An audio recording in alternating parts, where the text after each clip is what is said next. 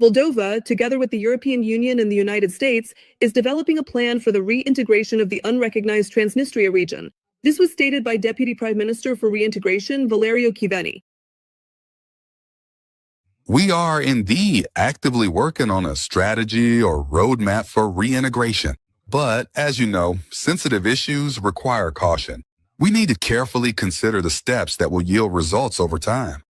We can't disclose every step in real time because that could be harmful.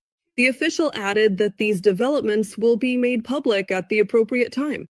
On freedom, political analyst and former member of the Moldovan parliament, Oazu Nantoy, explained what further steps the country should take on this issue. The authorities in Chisinau need to establish a dialogue with the residents of the left bank. Those residents who understand that they are living in a trap called the Transnistrian Moldavian Republic, and that a shared future with the right bank in the context of European integration could provide them with guarantees for the protection of fundamental rights and freedoms, as well as the right to a normal life in a democratic country. At the same time, Oazu Nantoy emphasized that it is impossible to negotiate with Russia. At the negotiating table with Russia, the only talks, in quotation marks, that can be held are about the surrender of the sovereignty of the Republic of Moldova. Russia is an aggressor country.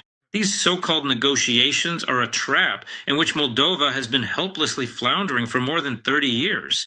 And it was Russia that imposed this mistaken framework for perceiving the Transnistrian issue, as if on the left bank of the Dniester, more precisely on the left bank of the Dniester, there supposedly live people with whom we are enemies, and that Russian peacekeepers are needed so that we don't kill each other.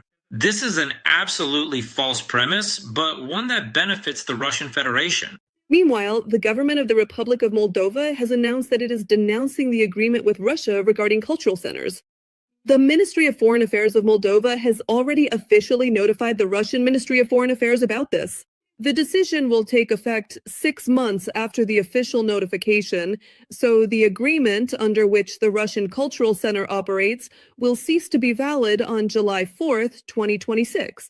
It is known that the agreement was signed in 1998 and came into force on July 4th, 2001. It was concluded for a period of 5 years. After the expiration of the term, it was automatically extended for another 5 years. In November of this year, the government decided to terminate the agreement with Russia, as a result of which the Russian house in Chisinau is to be closed. The Minister of Culture stated that the center does not represent Russian culture, but Russian aggression. Maria Zakharova, a representative of the Russian Foreign Ministry, called this decision by Chisinau an anti-Russian initiative. Ukraine has frozen part of the assets of Transnistria's main oligarch, Viktor Gushon, who is a co-founder of the Sheriff Holding Company, according to the journalistic investigation Zona de Securitate.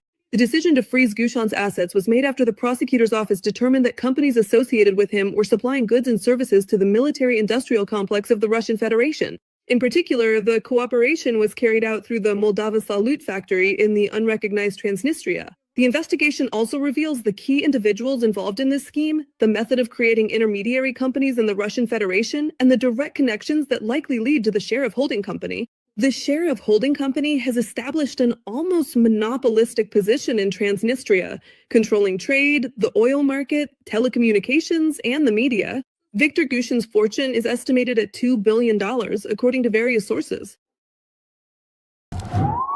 Maya Sandu, thanks for supporting Ukraine. I really appreciate it. Thank you. In these shots, Moldovan President Maya Sandu is being thanked for supporting Ukraine. And here's another telling moment. It was Norwegian parliament member Arild Hermstad who previously proposed nominating Maya Sandu for the Nobel Peace Prize. According to him, she plays a significant role in defending democracy, the rule of law, and peace in Moldova. Well, honestly, I think Sandu really does deserve the Nobel Prize, unlike some others. But what's most interesting is that she turned it down. And do you know why? And here's why. She declined the proposal, saying that there are more deserving candidates. The Ukrainian defenders, she mentioned that she would specifically like the prize to go to Ukrainians who were recently released from Russian captivity. Today, I was watching Ukrainians who returned home from Russia, and these are the people who truly deserve the Peace Prize. For the Kremlin, this is of course a huge blow. So Putin's cronies start taking revenge, of course, on Moldova as a whole and on Maya Sandu in particular. NATO Secretary General Mark Rutte has spoken about possible threats to Moldova from Russia. According to him, the Kremlin is worried that Moldova has taken a different path. But most importantly, with her clear pro-European and anti-Kremlin stance, Sandu has in fact already begun the deoccupation of Transnistria. That's true, believe me. The Soviet Union didn't really collapse. It just shrank down to the size of a tiny gut that everyone knows is Transnistria. Well, in case anyone doesn't know, Transnistria is a part of Moldova that was occupied by Russia. Look, it's like time is actually stopped there. It's creepy. That's Lenin, the main Lenin. He's gotten bigger and cleaner, and in the spots where the old plaster's falling off, workers in gear that looks like Soviet-era gas workers are fixing everything up. And yeah, there can't be any normal life in Transnistria because Putin only needs this enclave to use it as a military warehouse. That's it, especially now, since the big war against Ukraine began.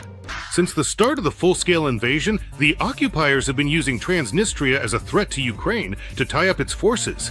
After all, there is a Russian contingent stationed there. But now they're completely isolated and praying to every god that the Ukrainians don't wipe out this enclave. No one has any doubt. If the defense forces wanted to, they could quickly eliminate the last stronghold of communism. And you understand, Sandu's desire for Moldova to join the EU absolutely terrifies the Kremlin.